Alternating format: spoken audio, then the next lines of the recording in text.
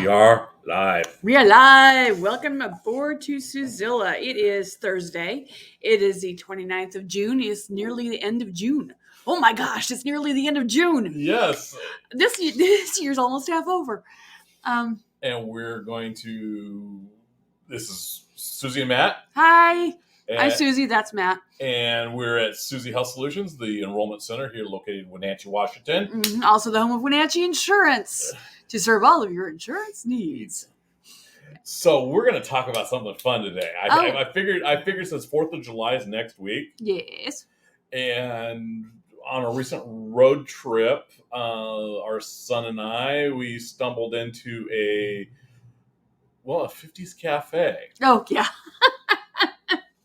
There was no stumble. It's been there for a decade. Yeah, but it's one of those things we really should get into nostalgia marketing. It's a thing. It is a very It is big very thing. much a thing. And the question is what right now, the 50s nostalgia marketing has always done your diners are always, that's where it's always been a hit. It has. You got your whole diners, drive-ins, and dives thing, and it's problem is you might have a diner that just looks like it was built in the 50s. Well, Kinda. We use some nostalgia marketing here in with Suzie Health Solutions. Absolutely, we do. We actually our sign's very reminiscent of a national park sign, except we've got like apples on it. Because we're in the apple capital of the world. Right, but we have a similar shape, and we have the accurate, or not accurate, but have a reminiscent color palette with it. Yes. And people go, oh, that looks like, yes, we did that intentionally. And then when you go around, we got, national parks posters and stuff, and we got Smokey the Bear on the wall. Yeah. And we have a good time with that feeling because we wanted to bring the outdoors in. Right. So we use it in a way to convey feelings. Right. And it's a very good way. However, we continue through with, I remember when back in those days when everyone got good service. There are things like that. It's like, oh, hey, the tours and because we tour someone through their plan, their insurance plan. Absolutely, we do. So it's a very conscious effort to do that. However, our marketing just doesn't peak there. Oh no. And that's the important thing is you can't have a marketing plan that peaks. When we walked into the diner, they were proudly, how many milkshakes we served. Yeah. And they were doing counts, and it was I can remember, going to Denny's and other other coffee cafes and stuff, growing up, and you had a whole lot of milkshake. Oh yeah. You got basically a quart of milkshake. Yeah. It was a monster size. I mean, Yeah. it was incredible. What was served up was maybe 16 ounces. It was that small. It was 16 still a pretty good size. It was, yeah, but considered it had two dishes. They narrowed down the traditional fluted glass, so it's probably maybe 12 ounces in there. Okay, and then there was just a splash left. And there was just a splash in the aluminum container on the side. Which is which is a sign of the times, is what that is. Yeah, it was interesting. Mine was the Cadillac burger. Mm-hmm. And when you think Cadillac, you have it's luxury, it's top of the line. Because that's what we've been conditioned to. But when I open it up, it's like, oh, the mushrooms weren't even grilled. Yeah. I know you were really disappointed by that. And well, it's the, hey, we made, we market well. Yeah. One of my uplines way back when I was doing multi-level, famously said, don't confuse good marketing with good product. Okay. Yeah. There you go. You run into that with, I don't even know if they do infomercials anymore, now that I think about it. I have The long form commercials. I have. Well, I know there's like shopping networks and stuff still. Yeah, but that's different. But yeah, we rarely have 2 a.m. Yeah. And we don't have TV. That's true. We don't have yeah, TV. where we watch a television, but it's streaming stuff. So, well, that's important. There's another important thing. Uh-huh.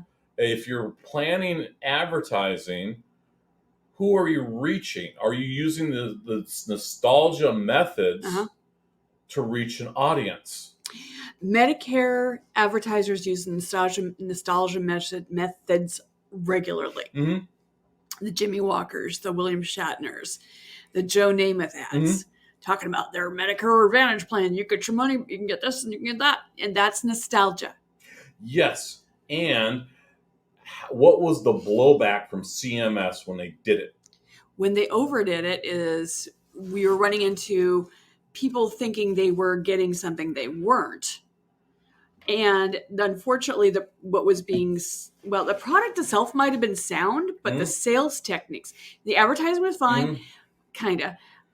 The sales techniques, when the consumer called their 800 number, that's where it all fell down. Oh, yeah. Because what was happening, at least a little bit, was, well, first off, you call a great big call center, gosh knows where. Probably Florida, could be the Philippines. Don't know. A lot of people doing. Actually, we had a couple that we transferred over from. They signed up in Tacoma. Oh yeah, Tacoma. Yeah. Mm-hmm. But either way, it's grinding. Mm-hmm. You pick up the phone and you push hard. And what was happening is people were getting enrolled in plans that were actually not appropriate for their needs, or possibly even not available in their area. Mm-hmm. And CMS, the regulating. What's CMS stand for? Center for Medicare and Medicaid Services. Okay. They had to step in and say, you can't just do this. And they had to throw down some, you have to have a disclaimer. You have to tell people this plan might not be available in your area. Yeah, and all kinds of stuff. So they had to, and it made it difficult for all of us. Well, not necessarily all of us. It made it difficult for brokers. It made it difficult for the small timer. Yeah. We're still considered small timer by some of our friends' standards. We're actually going through a second round of disclaimers. Yep, it's gonna be more in depth this year. And all calls are recorded. Yeah. And that's a big thing. All calls are recorded. Mm-hmm. There's a lot of consumers that don't realize on how much when they call is recorded. Yeah. For the insurance industry, it's becoming almost standard. Yeah, pretty much. It kind of has to. I mean, it's for everyone's protection, and it's yes, it feels very invasive at times. Mm-hmm. But when you've got people doing bad things with good technology, you kind of got to protect yourself, and you got to protect your consumer. Yeah. So yeah, you definitely use nostalgia for the forces of evil. Yes. Well, okay. There was an entire episode of South Park based on nostalgia. That was those member berries. Mm-hmm. Remember this, remember that, and people really key into nostalgia. It hits their dopamine receptors really hard. Yeah. And so it makes sense to market to that degree. But I think there's a position where it gets saturated. Well, you can do that with some of the older groups, mm-hmm. but your younger groups, it's like you can't lean into that nostalgia. Why not? Well, okay, so you and I are kind of the top edge of middle-aged. Yeah, we're deep into Gen X. Yeah, we're deep in Gen X, mm-hmm. born in 1970. What's nostalgic to us? Are they is that marketing happening? Oh, it's happening. Okay. Just our Batman's our comic book stuff is a good example. Yeah, there you go. The whole Marvel Universe stuff. Yeah, okay. That's a good example. It plays into that. It's when we walk into a shopping center and we hear a stripped down version of Teen Spirit by Nirvana. Yeah.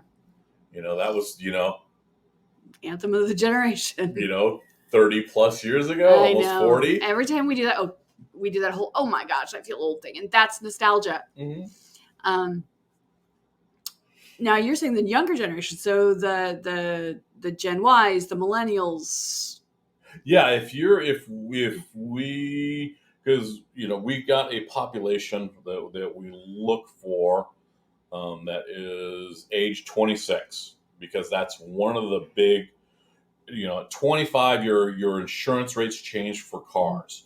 At 26, you fall off, you automatically fall off your parents' plan if you're still on it. Yep. So that is a big insurance reach out target market. Yeah. And you can't be really hitting them with. Well, there is no nostalgia for them at that point. They're in the middle of you can't hit nostalgia with that group because they are the target market for everybody. That particular demographic, they are the hot spot. I remember when I was about that age and I was part of that demographic. It was kind of fun for a couple minutes, knowing that every advertisement was targeted at me. And I recognized that, which was very unlike most of my peers. Like, oh yeah, it's targeted. It's because How's it targeted? It was targeted at me because it was aimed at my wants and desires. What were your wants and desires at 25, 26? At 25, 26, it was to luxury items mostly. Because this is the point where maybe you might still be living with your folks, but at our generation, we probably weren't. We were probably renting. We probably weren't married. Some of us were married. Some of us were just starting families. So there was that target. So you're dealing at some of the early baby stuff. Sometimes it was the luxury stuff. Hey, you need a new car. You need to upgrade your car to take care of your family. You need to do this and do that. And I remember it was a lot. It was a lot of. This was 1996 ish. Well, see, that's targeting what? We're nostalgia marketing. We're targeting how. Okay. So how did they reach across and say how? One of the classic ones that's baked into the American experience is Coca-Cola marketing. Oh yeah. Because we've seen that since we're little. Always. Yeah. I mean, it's been in their entire lives, and and it's easy to track it and see what happens. And they build brands beautifully. I'm gonna sneeze. But it takes something monstrous like Coca-Cola brand that's been around 100 plus years to be able to even instill a nostalgia memory into someone that's 25, 26. Okay. One thing that I noticed about the last Coca-Cola ad I saw is they've gone back to the sexy bottle for the smaller servings, that glass 8-ounce bottle. Yeah. I also noticed that the Coca-Cola was the wrong color. Yeah. Which I was very curious about that. It was very pale, but it was a game night. So they were pinging a bunch of different I don't know. I don't know if it was nostalgic or trying to build a comfort zone. Well, here's a big question for you. For the bottle, was it the greenish glass or was it the clear glass? It was a greenish glass. Really? Yeah. It was still clearish. Yeah. It was a sexy scoopy bottle. Oh, here's an idea. Perhaps the marketing is not necessarily. Yes, it's still aiming at the younger generation, the 25, 26-year-olds, by using, but they're using their parents' nostalgia items. There's some of that. Because I know that I track back I know a lot more about, movies from the 20s and 30s and 40s and 50s, just because I like that kind of stuff. A good example was when we were in our 20s. Yeah. And it's still a hot album today. Bing Crosby, White Christmas. Oh yeah, absolutely. Because it's what we grew up with. It triggers things. It also still has some, relevance today. But that's a really good example of using something that was from childhood to instill a memory and bring it on. It's one of the reasons why our local Coca-Cola is sponsoring a 4th of July event. That's true. Well, yes. And because it's crossing a couple things. They're tying into that nostalgia marketing. They're streamlining the bottle so it's a little bit more healthy, and they're doing an event. Yes. So you're now. To be fair, Coca-Cola still does the great big, 2 liters and the liter bottles and the 16-ounce things, but their pivot, at least in this ad, was it's a treat. Yeah. Because you're generally more healthy, so you use this as a treat. But that's something that you can encompass multi-generations into absolutely. Nostalgia. In the hard, national parks, we look for the, national parks, where's our Woodsy Owl? Where's our Smokey the Bear? Because it crosses many generations. It hits us older because in the 70s we were dirt poor and camping was all we could afford. We actually honeymooned camping. Yes, we did.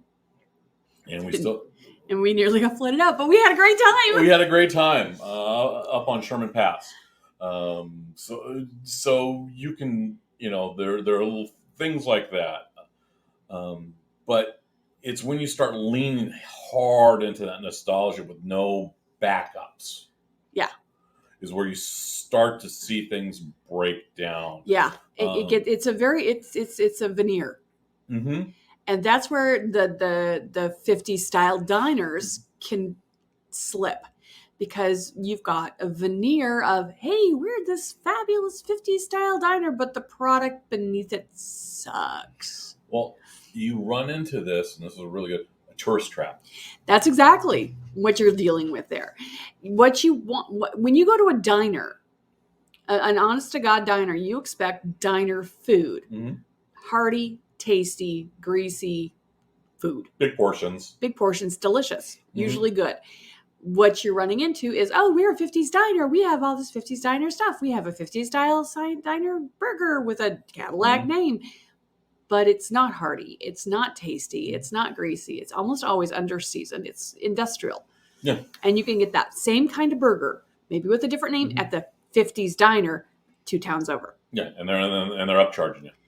And you pay for the veneer, you pay for the decor. Well, you're not even paying for the decor, because usually the decor is cheap. Well, no, you're paying for the experience of the decor. Yeah, and it's because we do road trips. Oh yeah. So we probably actually in the last all of June, because June was our big road trip month. And we're not done yet. We're not done yet. We've got 3 events in the next 10 days. I know. But we hit a lot of diners for breakfast. Yeah. Some were okay. Yeah. Snohomish. I can't remember it was Jake's. Yes.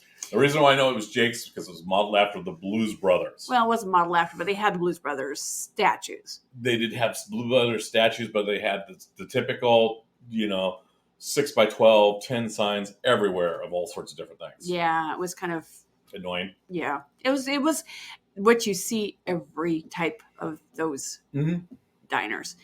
The coffee was exceptional. Yeah, it's probably the best cup of coffee I've had in my life. The food was okay. Food was decent, considering a lot of those diners, as you said, are under-seasoned. Yeah. And that's primarily because we season our food. Yeah. We're on the heavy season. Well, it was okay. It's not just, it didn't have enough salt, Matt. Yeah. It was undersalted. But if you think about the generation above ours, the baby boomers, I don't know about your family, but my dad, before he even tasted, would hit it with a salt shaker. My dad did all sorts of horrible things because he had all sorts of horrible eating habits. Okay, but that the grab a salt shaker before you even taste it is a sort of a trademark of many baby boomer dudes. Yeah, see, I remember my grandfather on my mom's side. He would have to use Mrs. Dash because he had high blood pressure. Mm-hmm. Exactly. And that's another Mhm. concern. So sometimes if you're catering to the older generation, you don't season properly in the kitchen because you know that they're going to hit it with salt or not, depending on their blood pressure, at the counter. Yeah. That's my theory. So that's a fair theory. But unfortunately, I don't like it that way personally because I like the seasoning cooked in. But that's a whole nother conversation. So yeah, you can't rely on good products. No. With them lining up with good marketing. No, marketing does not equate quality.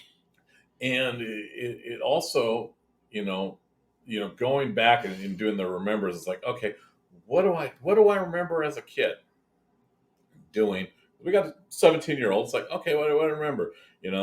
Going to the mall, hanging out with friends, going to movies. Mm-hmm.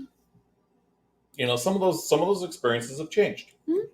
Absolutely, because life's changed, the world's changed, and so it's kind of important to it's like, okay, well, my kid does not spend up until 3 or 4 o'clock in the morning around a table rolling dice. No, not yet. If he hasn't done it now, he's probably not gonna. But he does go out with his friends and goes and hangs out and does teenager stuff. Yeah, and it's still video games. It's still occasionally going to the movie. It's driving around. Yeah, he pulled the driving around. I was just driving around. Yeah, and that was something that we did. As soon as he said it, I was like, I remember doing that. Yeah. Because we go get Slurpees and drive around. Yeah. And talk and listen to the radio. Exactly. Except they're not listening to the radio. They're not listening to the radio. They're listening to their Spotify channels or their downloads or they're a lot more I'm losing words like crazy today. They're curated. Their music lists are a lot more curated than ours were. It took a lot more work to curate a mixtape than it does now. Yes, except I think some of it is they are really an on-demand generation. Oh, very much so. Because they're able to do those selections always. Mm-hmm. Our son doesn't remember having cable. He doesn't? I don't think he does. I'll have to ask him. He was awfully young when we got that cable, though. Yeah, we cut the cable when he was awfully young, and there's very few DVDs. Yeah, I think we still we do still have a DVD player. Yeah, we do, but it's with one of the video. No, we actually have an actual DVD player. What? Yeah, when we were playing DVDs, we're using one of the video game consoles, but we actually have a DVD player. But we sold off most of our DVDs. Yeah. We're trying to raise a few bucks, and that was one way to do it. Yeah, garage sales. Actually, we sold them to Hastings. Hastings? Yeah, back when we had Hastings. Back when we had a Hastings. So we had a bookstore. Yeah, so it's things move differently. And relying on it, you're going to miss audiences. If we relied strictly on radio ads, we'd miss that younger generation. Mm-hmm. That's why we advertise digitally. Digital works. We're working on our Instagram presence. Mm-hmm. Outreach works. Outreach is where we're kind of kings and queens of the roost. Mm-hmm. It's like phone books. Yeah, that works for older generations. Occasionally, but it's not the phone book that we're going for. It's the digital footprint. Yeah. So it's a very different concept. We want to make sure that we're on the different digital contents and the various videos, the series of the world. Yeah. We want to make sure that we're easily found there and referenced to correctly, versus just having just paying the bare minimum for a print ad. Mm-hmm. We're using the tools. Yeah, we're using the tools as they've evolved. Mm-hmm. We were in the last phone book. We were one of 2 insurance companies with an ad. Yeah. Well, the phone book itself, the Yellow Mhm. Pages per se, the actual physical Mhm. book is a dying breed. It's a dying format. And so those who run those particular programs Mhm. have pivoted out to the digital marketing. Mhm. And that's how they're trying to stay alive. And same with the radio guys. Yeah. Oh, absolutely. Um, Radio is another format that is struggling, needless to say. I mean, they're cutting corners, higgledy-piggledy with their broadcasting. We are going to, I imagine at some point, we are not going to see local DJs anymore ever again. I mean, maybe the morning show, but I think eventually we're not going to have local DJs. I think it's going to depend on the station and how they create the experience. Yeah. Because right now, I really see the stations falling down when it comes to managing a quality experience. Yeah. I think you're not wrong. Well, when you've got a large corporation owning